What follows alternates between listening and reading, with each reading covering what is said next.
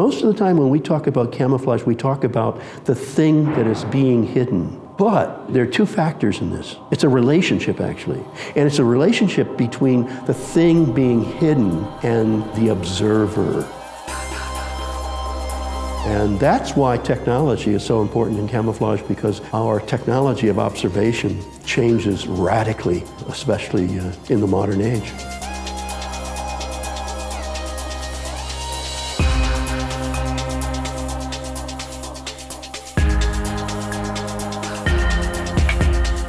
I think at the moment we're seeing the last hurrah of traditional camouflage. The next big leap is going to be dynamically reactive camouflage, the chameleon solution, or as I prefer to say, the cuttlefish solution. Probably the next big break is going to come through the use of nanotechnology, nano networks embedded in textiles. Guy Cramer, President and CEO of Hyperstealth Biotechnology Corporation. We've learned how to trick the brain, and we can do that in many different ways above and beyond camouflage. I design camouflage for military and for large corporations. I love science fiction. It's the hope that what we are seeing can be a realization, some of that technology in our lifetime.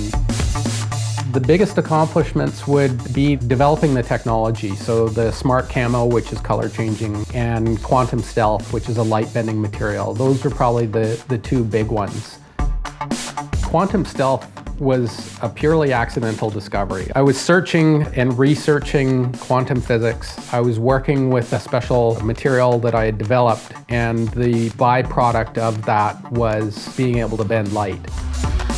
And this is something that has surprised the military scientists that we've shown out there. We've been told before I've done the demonstration, what you're about to show me should be impossible. And after 20 minutes, the chief engineer turns to the other two engineers in this military meeting and he says, we need to rewrite the textbooks because he just proved us totally wrong.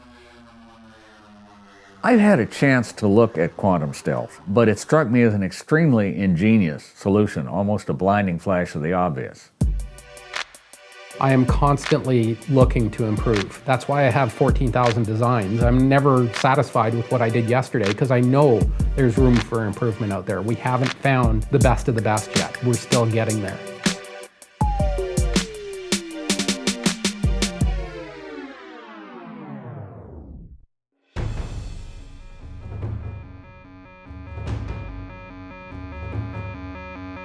When we started to get into the idea of developing a camouflage pattern for the Army, we had the idea of creating a pattern that would work very well in about 80% of the environments that a user would be in. And that's kind of the premise for developing Multicam the way we did. In 2009, there was a government push to have the Army have a pattern that was going to work better in Afghanistan. The Army decided to go with Multicam for all ground forces deployed to Afghanistan starting in 2010. Because of that, we had to license a number of printers that the Army wanted us to license, and one of those printers was Brookwood. My name is Jeff Harris. I am the Executive VP for Brookwood Companies, which is an integrated textile company.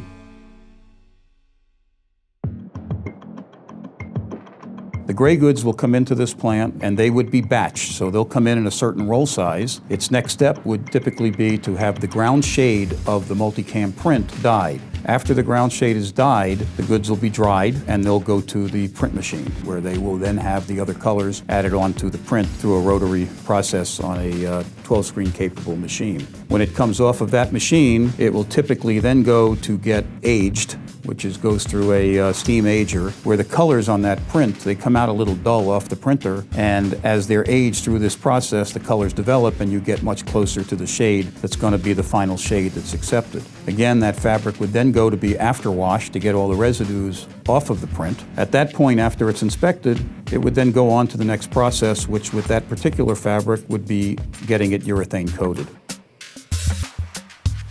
After it comes off the coating machine, then again it'll go to final inspection. It'll be set up in the roll sizes that the customer wants, so a large batch of maybe 5,000 yards will be broken down into maybe 100-yard rolls of fabric for final shipment to the end customer.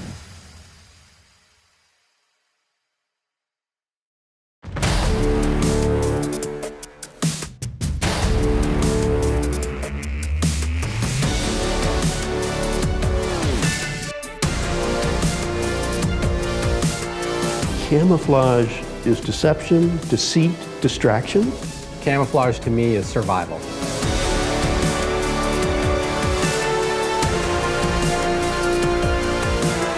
You never know, like the future is gonna be wild.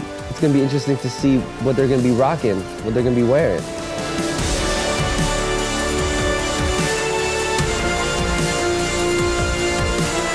Hip-hop itself, when it comes to like graffiti and breakdancing and all that stuff, I think camouflage was always a big part of that.